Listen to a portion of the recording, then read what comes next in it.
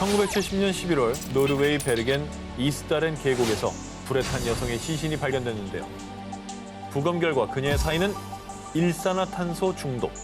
그러니까 사망한 뒤 화장된 게 아니라 살아있는 상태에서 불태워져서 끔찍한 고통을 겪으며 사망했던 거죠.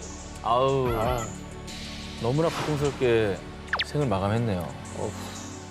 이렇게 잔인한 수법을 보면 뭐 원한 관계가 있었다든지 아니면 다른 문제, 뭐 금전적 문제 이런 걸로 다툼이 있었던 건가요? 자, 그런데 말이죠. 경찰들은 당시 일명 이스다렌의 여인 죽음이 자살인지 타살인지 명확하게 규명하지 못했는데요. 그 이유는 부검 결과 무려 50여 개의 수면제를 복용했다는 사실 역시 밝혀졌기 때문입니다. 수면제가 그렇게 많이 나왔다는 건 자살 가능성이 있다는 얘기니까. 그래도 억지로 먹이고 또 그럴 수 불을 있죠. 수도 있잖아. 그러면은 수사가 더 진행이 되고 좀 증거가 더 나와야 알 것 같은데요. 이미 시신은 심각하게 불에 타 신원 확인마저 어려운 상황.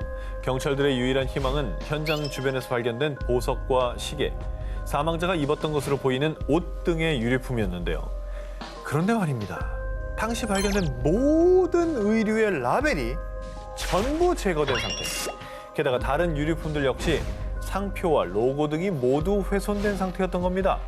자살은 아니네. 특이한 옷 같은 경우에는 언제 어디서 누가 사는지 좀 알 수 있잖아요.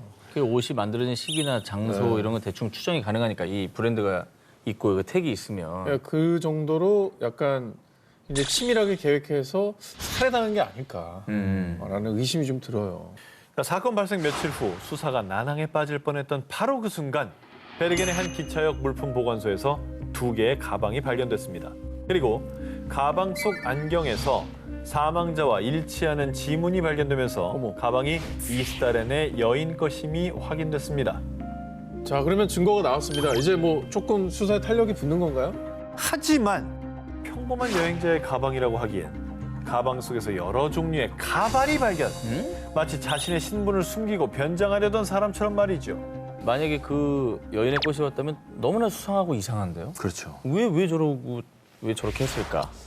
신분을 숨겨야 되는 특별한 이유가 있었던 게 아닐까? 문득 제가 생각한 건 약간 스파이 아닌가 싶어요. 오. 정보국에 있는 직원이니까 본인의 정체를 숨겨야 될 이유도 많은 거죠. 이후 계속된 경찰 조사 결과 해당 여성이 투숙한 호텔을 찾을 수 있었는데요. 그리고 체크인 당시 그녀가 여권을 사용했다는 것을 확인할 수 있었습니다. 정체가 뭡니까? 스파입니까? 여권이요. 네. 그러나 봐봐. 이 역시 위조된 여권으로 드러났습니다. 게다가 유럽 곳곳을 돌아다니며 최소 8개의 가명으로 위조 여권을 사용한 사실이 밝혀졌습니다. 정보국인 것 같아요. 스파이네, 스파이.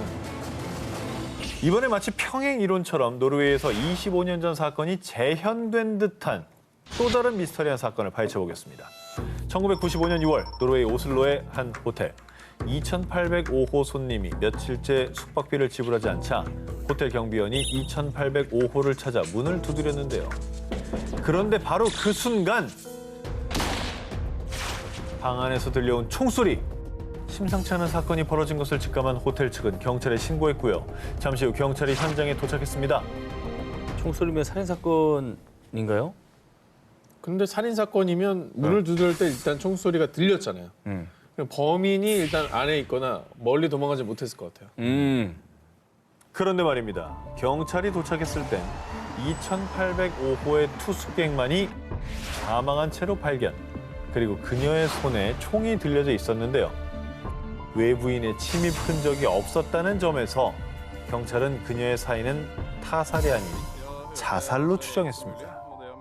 자, 정황상 자살로 보이긴 하지만 자꾸 합리적 의심, 그죠? 자살로 보이게 하려고 누군가가 작전을 짠 게 아닐까라는 그 의심이 자꾸 생기긴 하는데. 밀실 트릭이나 이런 거 쓸 수도 그렇죠. 있잖아. 자, 그런데 말입니다. 여러분, 제가 아까 이스다렌의 여인과 평행 이론이라고 말씀드렸죠. 지금부터 그 이유를 말씀드리겠습니다. 경찰은 사망자의 신원 파악을 위해 조사하던 중 충격적인 사실을 알게 되는데요. 마치 평행 이론처럼 2805호의 여인 역시 신분을 알 수 있을 만한 그 어떤 것도 발견되지 않았습니다. 그 이스다렌의 여인 말씀하셨는데 너무 그 케이스가 비슷한데요? 네. 근데 호텔에 체크인을 했으면 일단 뭐 서명이랄지 이런 거라도 개인정보 조금 남아 있을 것 같거든요. 필적. 그렇죠. 체크인 당시 사용했던 제니퍼 페어게이트라는 이름은 가명. 그리고 사후 부검과 조사를 통해 그녀가 기록한 나이와 주소, 회사 명까지 그 어느 것 하나 맞는 것이 없다는 사실이 드러났는데요. 그리고 수상한 점은 이뿐만이 아니었습니다. 만약 정말 그녀가 총으로 자살했다면 손에 발사은이 남거나 피가 묻어야 하지만 당시 사건 현장은 천장까지 피가 튈 만큼 처참했음에도 불구하고 그녀의 손은 이상하리만큼 아주 깨끗했던 겁니다. 자, 이 기묘하리만큼 비슷한 두 여인의 미스터리한 사망 사건. 이 정체불명의 두 여인에겐 도대체 무슨 일이 있었던 걸까요?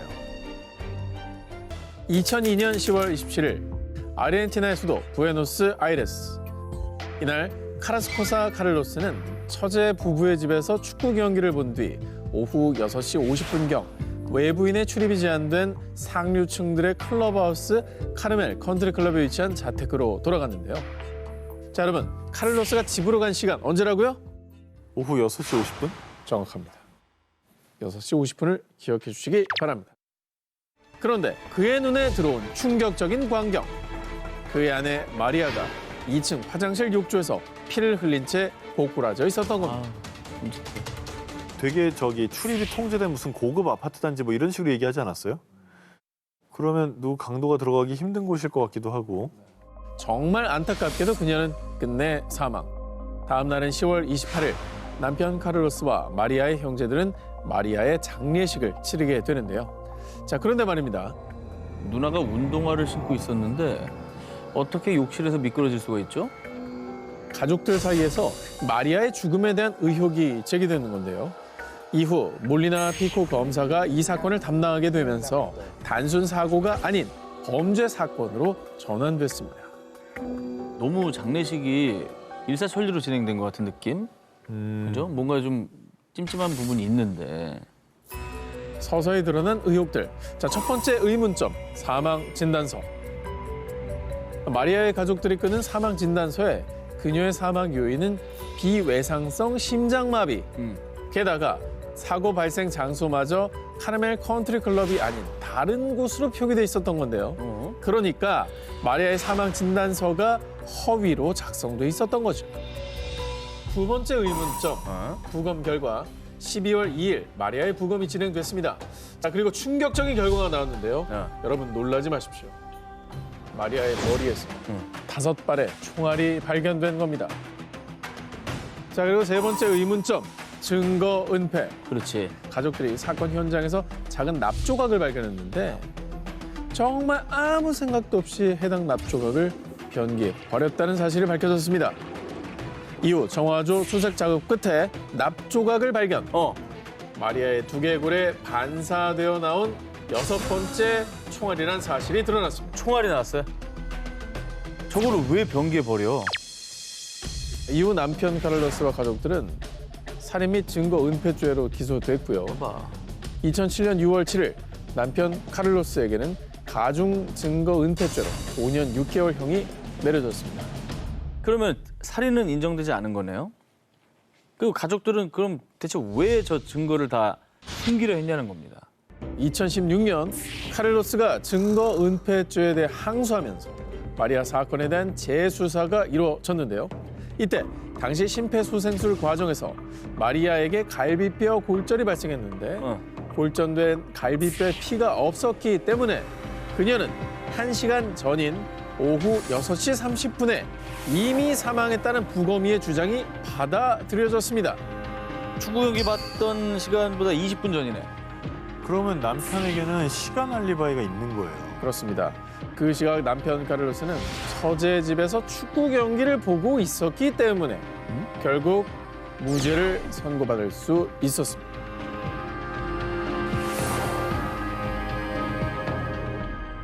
(1979년 5월 23일) 일본 교토 나가오카 교시. 직장 동료 사이인 아카시 에이코와 미즈노 케이코는 함께 고사리를 캐기 위해 야산으로 향했지만 그 뒤로 돌아오지 못했습니다. 그런데 이틀 후 싸늘한 시신으로 발견된 두 사람. 두 사람 모두 아킬레스건이 끊어져 있었고요. 사인은 각각 질식사와 자상으로 밝혀졌습니다. 질식사? 아니, 목격자나 뭐 범인의 흔적이나 증거품 이런 거 없어요? 이거야말로 원한 조사해야 되는 거 아니에요? 다행히 범행에 사용된 흉기가 발견되긴 했지만 지문이 지워져 있는 상태. 그렇게 사건이 미궁에 빠지려던 찰나 사건 현장에서 결정적인 증거인 다잉 메시지가 발견됩니다. 어떻게 나왔을까요? 뭐라고 써 있었어요? 자, 사망한 아카시의 옷에서 발견된 영수 중에 연필로 쫓기고 있어요. 도와주세요. 이 남자 나쁜 사람이라는 메시지가 쓰여 있었는데요. 명확하게 써놨네. 자, 그런데 안타깝게도 인상착의나 범인을 특정할 만한 구체적인 내용이 없던 데다 더 이상한 점은 사건 현장 인근에서 메모를 작성한 것으로 보이는 연필 심은 발견됐지만 연필은 발견되지 않는 등 다행 메시지가 사건 해결에 도움이 되진 못했습니다. 아니죠. 한 가지는 분명한 거지. 저렇게 뭐죠? 썼다는 거는 저 사람들이 모르는 사람이란 뜻이에요. 단독범 소행이라는 거 아닙니까? 뭐 사람들 뭐 이런 게 아니니까. 자, 그런데 말이죠. 시신에서 사건을 해결할 만한 결정적 단서가 또다시 발견됐는데요. 두 피해자들에게서 범인의 것으로 추정되는 책과 채모가 발견된 겁니다.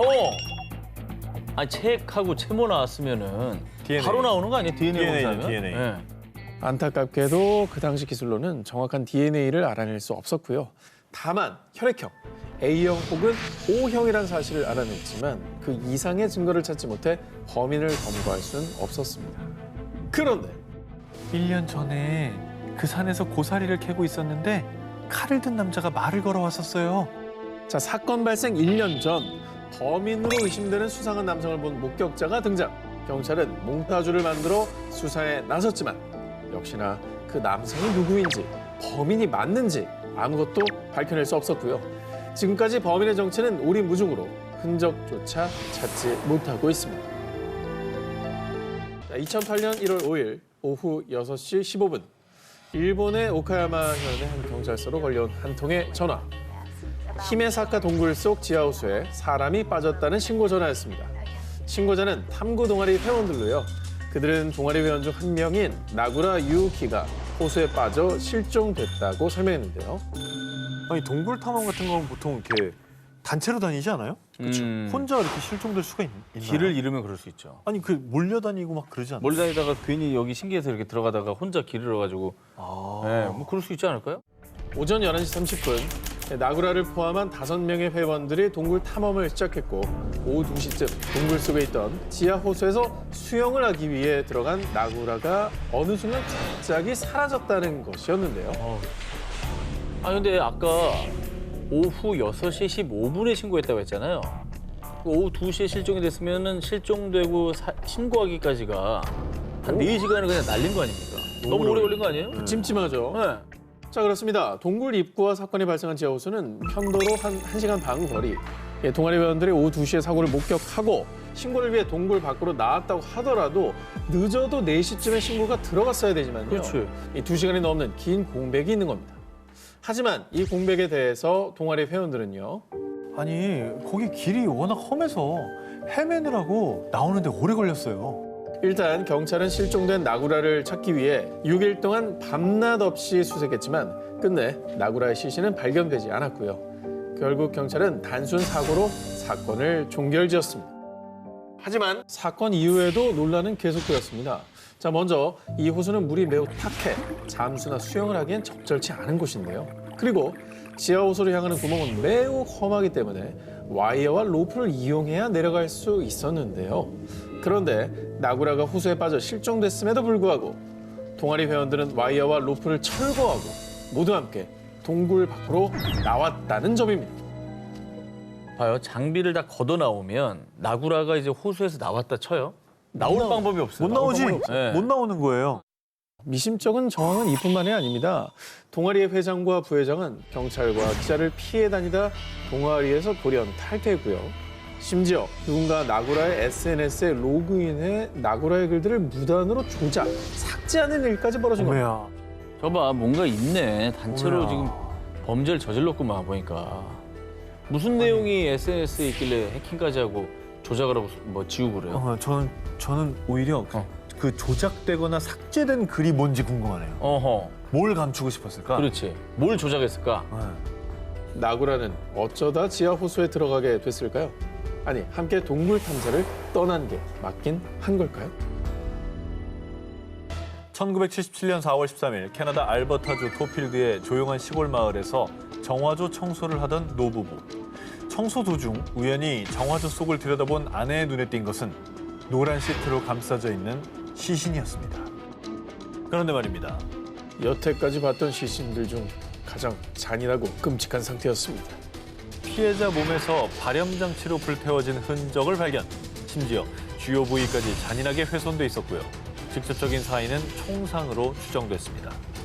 그렇게까지 뭐 고통을 줬다는 거는 역시 또 원한에 의한 살인이 아닐까 뭐 이렇게 보이는데. 그러게. 그렇습니다. 이후에 경찰들은 시신의 신원 확인에 집중. 하지만 시신이 너무 부패해서인지 1976년에서 77년 사이에 사망한 20대 중반에서 30대 초반의 백인 남성으로 추정할 뿐 정확한 신원을 확인할 수는 없었는데요. 그래도 다행히 당시 시신의 치아에서 치과 치료의 흔적을 발견. 경찰은 그의 치과 기록을 바탕으로 알버타주 내 약 800개의 치과에 수사 협조를 의뢰했습니다. 만 그의 치과 기록과 일치하는 기록은 찾을 수 없었습니다. 이후 정화조에서 발견된 시신은 신원 미상의 남성을 지칭하는 샘, 일명 정화조의 샘으로 불리게 됐고요. 그 무엇도 밝혀내지 못한 채 한 무연고 묘지에 매장되고 말았습니다. 아, 정말 안타깝네요. 신원이라도 좀 밝혀졌어야 되는데. 그리고 정화조의 샘이 발견된 지 2년 뒤. 제가 쌤의 얼굴을 복원해 보겠습니다. 자, 그런데 말이죠. 복원된 샘의 얼굴은 기존에 추정했던 백인 남성이 아닌 아프리카 원주민의 모습이었습니다. 뭐야? 그 수사 자체가 첫 단추가 잘못 끼워진 거 아닙니까? 그런 거죠. 과연 그는 어떤 이유로 잔혹한 모습으로 정화조에 유기됐던 걸까요? 1981년 일본 전역을 들끓게 했던 끔찍한 살인 사건의 용의자가 체포됐는데요. 잘 기억이 나지 않지만 정신을 차려보니까 범행 현장에 제가 있었습니다. 제가 범인인 것 같아요.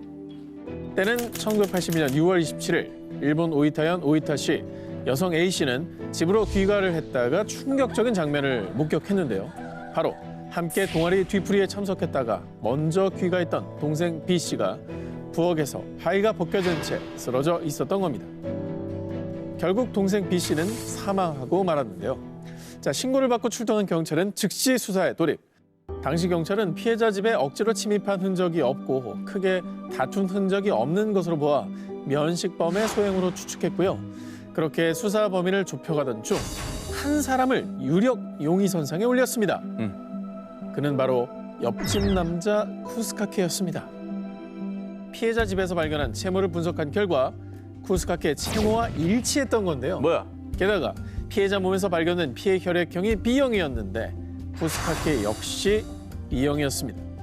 근데 침입하는 적이 없었다는 거는 이제 피해자가 평소 알던 사람이니까 이웃이니까 그냥 문 열어줬다는 얘기 아닙니까? 저항의 흔적이 없을 수밖에 없죠. 그렇죠. 자, 경찰은 이 같은 증거를 바탕으로 1982년 1월 쿠스카케를 살인 혐의로 체포, 그를 추궁한 결과 자신이 피해자를 살해했다는 자백을 받아낸 겁니다. 그렇게 사건이 종결되나 싶었는데 사건은 뜻밖의 반전을 맞이합니다. 경찰이 저한테 약물을 먹이고 신문했어요. 쿠스카케가 과거 정신병력이 있었다는 이유로 경찰은 최면성 약물을 투여하고 신문을 진행했던 겁니다. 야, 그러면 저거는 증거로 채택이 안 될 텐데. 그 억지 자백을 이끌어냈다는 얘기네, 경찰이. 네. 그렇습니다. 일 편하게 하려고 그랬던 거 같아요. 저 자백 자체가 진실인지 아닌지도 알 수 없는 거고. 증거 능력이 없는 거죠. 증명이 없죠. 쿠스카케 변호사는 그의 자백을 무효화해야 한다고 맞섰지만 1989년 3월 1심에서 쿠스카케는 무기징역을 선고받았습니다. 뭐야? 이에 쿠스카케는 즉각 항소, 기나긴 법정 싸움을 이어갔습니다. 그런데 재판이 진행되는 사이 이 사건의 결정적인 단서가 발견됐습니다. 현장에서 추가로 약 15.6cm 길이의 타인의 머리카락이 발견된 건데요. 하지만 사건 당시 쿠스카케의 가장 긴 머리카락의 길이는 약 7cm. 게다가 채모를 감정한 결과 채모 주인은 O형으로 밝혀집니다. 일단 이건 무조건 범인이 아닌 건데. 아니죠. 억울하게 누명을 썼다는 얘기네요. 그 쿠스카케가 아니면 누가 범인이라는 거죠? 누구지? 결국 법원은 1995년 6월 1심 판결을 뒤집고 쿠스카키에게 무죄를 선고. 그는 무명을 벗을 수 있었습니다. 하지만 피해자를 살해한 진범은 끝내 밝혀내지 못했습니다.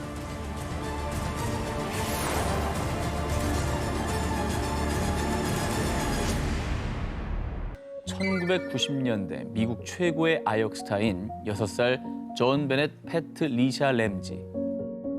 램지는 뛰어난 미모와 끼로 수많은 어린이 미인 대회상을 석권, 미 전역에서 큰 사랑을 받았습니다. 그런데 이 사랑스러운 아이에게 정말 끔찍한 비극이 벌어졌습니다. 때는 1996년 12월 25일 크리스마스 파티를 마치고 고요하게 방에서 잠들었던 딸 램지가 다음 날 새벽 감쪽같이 사라진 겁니다. 그리고 부엌쪽 계단에서 발견된 의문의 편지. 딸을 무사히 돌려받고 싶으면 11만 8천 달러를 준비해.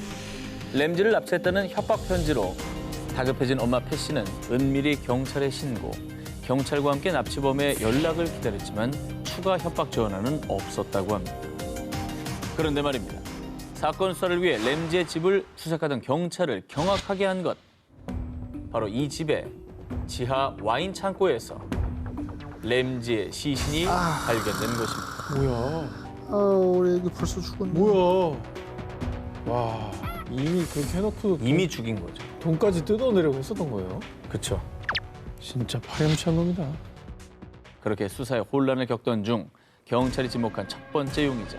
바로 사망한 램지의 가족들이었습니다. 왜 딸을 죽여요? 왜? 가족들이 왜? 가족들에겐 보석 같은 존재 아니었을까요? 왜 그 동기가 없잖아요.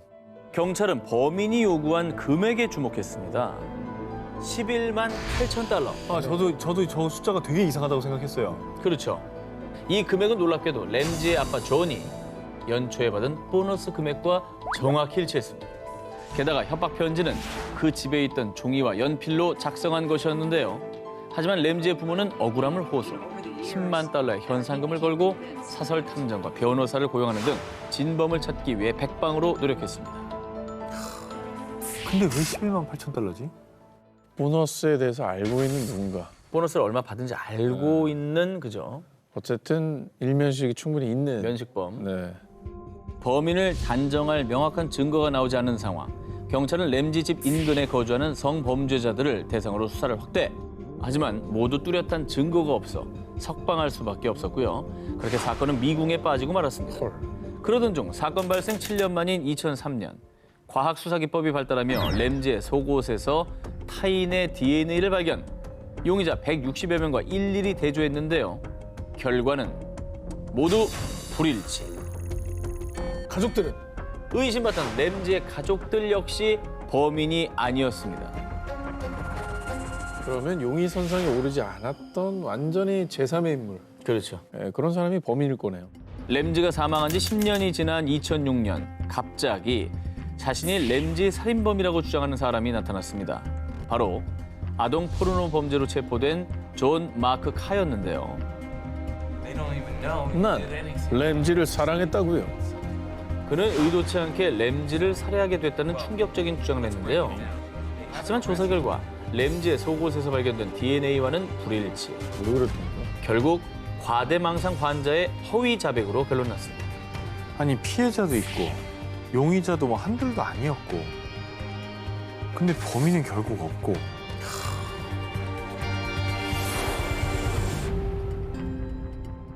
때는 1995년 7월 30일 저녁. 일본 도쿄 파치오지의 한 슈퍼마켓에서 40대 여성 직원 이나가키 노리코와 10대 여성 아르바이트생 2명이 처참하게 살해당하는 사건이 발생했습니다. 좀 이상하다. 직원들은 왜 죽인 거며 한 명에게 원한이 있는데 그걸 목격하면서 증인이 될까 봐 우발적으로 2명을 더 계획이 없었던 살인을 증인을 한 게 없애려고? 네. 자, 경찰 역시 강도가 아닌 원한 살인을 의심했는데요. 당시 10대 여성 2명은 머리에 한 발씩 총상을 입고 사망했지만요. 직원 노리코는 머리에 2발이나 총상을 입었고요. 잠깐만요. 야 근데 일본이잖아. 일본이 총이 금지된 나라 아니에요? 저 나라가 총기 살인 사건이 있어요? 어떻게 총구한 거죠? 자, 경찰 역시 범행 도구인 총에 주목. 조사 결과 범행 도구를 필리핀제 389경 리볼버로 추측을 했고요. 성능이 좋지 않은 총으로 피해자들을 명중시킨 것으로 보아 범인이 평소 총기 사용에 능숙했을 것으로 추정했습니다. 게다가 피해자에게 원한이 있는 사람까지 좀 좁혀진다면 용의자가 좀 바로 나오지 않을까? 그런 생각이 들거든요. 그렇습니다. 경찰은 수사 도중 노리코의 자택에서 어떤 남성이 총기를 들고 찍은 사진을 발견. 평소 친분이 있음에도 불구하고 그가 노리코의 장례식에 참석하지 않은 점도 수상히 여겨 그를 유력 용의자로 지목을 했는데요. 아니, 난 범인이 아니에요. 그때 친구랑 식사 중이었다고요. 야, 이렇게 되면 동기도 모르고 범인도 이제 우리무중이고 그렇죠. 완전히 미궁인데요. 자, 경찰은 이 사건을 해결하기 위해 20년 넘게 무려 19만 명의 인력을 투입. 여러 인물이 용의선상에 올라 지문과 DNA 조사를 했지만요. 범인 검거에 실패. 아직도 그날 밤 슈퍼마켓에서 무슨 일이 있었는지, 누가 대체 왜 피해자들을 살해한 건지 의문을 풀지 못한 채 사건은 26년째 장기 미제 사건으로 남아 있습니다. 때는 1984년 10월 16일 프랑스의 작은 마을 보주에서 집 앞에서 놀고 있던 4살 아이 그레고리가 실종되는 사건이 발생. 아유, 그리고 안타깝게도 그레고리는 집에서 약 7km 떨어진 볼로뉴 강에서 손발이 밧줄로 포박된 상태로 싸늘한 시신으로 발견됐는데요. 아이고. 경찰은 이 납치 살인 사건을 원한 관계에 의한 범행으로 판단, 수사에 돌입했습니다.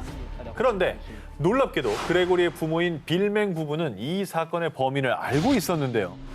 우리 아이를 죽인 범인은 까마귀가 분명합니다. 일명 까마귀란 닉네임으로 위장한 누군가가 그레고리가 사라지기 3년 전인 1981년부터 전화를 걸어 빌맹 가족을 협박해왔던 겁니다. 곧 관짝에 들어갈 거야. 네가 사는 곳이 어딘지 모두 알게 될 거야. 깜짝 선물 주지. 야, 이게 어느 정도 예고된 살인인 거네요. 근데 궁금한 게 하루에 그렇게 많이 전화 왔는데 왜 신고를 안 했었던 거예요? 가족들은 처음엔 누군가의 못된 장난 전화일 것이라고 생각했고요. 그리고 1983년부터는 더 이상 까마귀로부터 협박 전화가 오지 않았습니다. 그런데 그레고리가 사망한 직후 자취를 감췄던 까마귀로부터 1년 반 만에 다시 걸려온 전화. 나는 소년을 납치해서 목졸라 죽였고 볼루뉴강에 던져버렸지. 그러면 이건 범행을 자백을 한 거네요. 그렇죠. 그러니까 까마귀가 범인이 맞았네요. 그러니까 연락을 한동안 끊은 게 약간 방심하게 놔둔 것 같아요. 그리고 범행을 저지른 것 같은데 이 까마귀 빨리 잡으면 되는 거 아닙니까? 그런데 말입니다. 문제는 까마귀로 의심되는 사람이 너무 많다는 겁니다. 우선 그레고리가 사망하고 다음 날인 10월 17일 빌맹 가족에게 편지 한 통이 도착했는데요. 부디 슬픔으로 괴로워 죽길 바란다. 당신들은 돈으로도 아들을 살릴 수 없다. 이게 내 복수다. 경찰은 필체 대조를 통해 이 범인이 보낸 필체와 80% 일치하는 인물, 바로 빌맹의 친척인 베르나르를 용의자로 지목하고 체포했습니다. 가족이 무섭네. 친척이 하지만 그는 사건 당일 알리바이가 존재했고요. 더 이상 명백한 증거를 찾지 못해 베르나르는 용의선상에서 제외됐습니다. 점차 사건이 미궁에 빠지려던 그때 생각지도 못한 인물이 용의선상에 오르는데요. 사건 당시 아이를 묶은 것으로 추정되는 밧줄과 똑같은 형태의 밧줄이 그레고리의 자택에서 발견된 겁니다. 뭐야? 그리고 사건 당일 오후 그레고리의 엄마인 크리스틴이 우체국에서 편지 한 통을 붙였다는 사실까지 밝혀졌는데요. 엄마 까마귀였다고? 까마귀가 엄마예요? 하지만 엄마 크리스틴도 증거 불충분으로 무죄 판결을 받았습니다. 아니 우체국에 갔다며요. 그런데 말입니다. 여기서 또 한 명의 수상한 용의자가 나옵니다. 뭐야, 또 있어?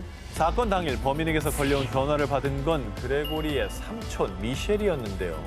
그레고리가 사망에 슬프지 않냐고 묻자 그 둘은 나를 아주 바보로 알아요. 그런 일을 당해도 싸다고요. 미셸은 자신보다 경제적으로 부유했던 빌맹 가족을 평소 시기 질투해왔다고 합니다. 까마귀가 너무 많아서 지금 뭔가 의심스럽긴 한데 미셸은 까마귀입니까 그럼? 그러나 미셸 역시 증거 불충분으로 석방. 끝내 까마귀의 정체는 밝혀지지 않았습니다.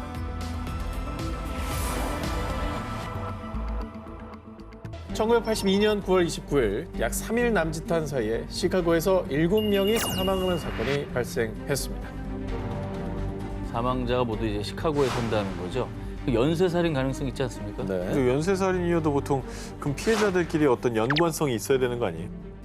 FBI의 조사 결과 밝혀진 피해자들의 공통점, 바로 사망한 사람들 모두 유명 제약회사의 진통제를 복용했다는 겁니다. 어? 자, 진통제를 조사한 결과 진통제에서 치사량의 약 10,000배에 해당하는 청산가리 검출. 뭐야? 즉, 피해자들은 모두 독극물이 된 진통제를 먹고 사망한 겁니다. 사인이 너무 명백한 거 아닙니까? 그렇죠. 자, 그리고 FBI는 제조 과정에서 독극물이 주입됐을 가능성을 두고 피해자들이 구매한 진통제 공급 경로를 역추적. 하지만 진통제를 만든 제조 공장, 포장 용기 업체, 상점까지 모두 제각각이었습니다. 그리고 시카고에서만 피해자가 발생됐기 때문에 제조 과정에서 독극물이 주입된 건 아니었습니다. 저게 뭐 미국에서는 그냥 처방전 없이 살 수 있는 약이라 아마 진열대에 그냥 있었을 텐데 그러겠네. 그 진열대에 있는 아무 용기에다가나 그냥 그러니까 원한 범죄가 아니라 불특정 다수를 노린 그냥 묻지마 범죄다. 그렇죠. 아무나 걸려라. 얼마 후 사건을 해결할 결정적인 단서가 세상의 모습을 드러냅니다. 추가 살인을 막고 싶다면은 100만 달러를 보내. 약을 제조한 제이사 앞으로 한 통의 협박 편지가 도착. 지문 감식 결과 편지를 보낸 사람은 30대 남성 제임스 루이스였습니다. 제약회사를 협박하려고 이렇게 했구만. 그 이제 사건 실마리 다 풀리고 있는 거 아니에요? 지금은 너무 확실한 건데. 자, 그런데 용의자 루이스는 협박 편지를 보낸 건 맞지만 자신이 독극물 테러 사건의 범인이 아니라고 주장. 무엇보다 결정적으로 난 사건 당시 아내와 뉴욕에 있었다고요. 그에겐 용의선상에서 벗어날 수 있는 확실한 알리바이가 있었던 겁니다. 자, 그렇게 사건은 미궁에 빠졌고요. 지금까지도 독극물 진통제 테러 사건의 미스터리는 풀리지 않고 있습니다.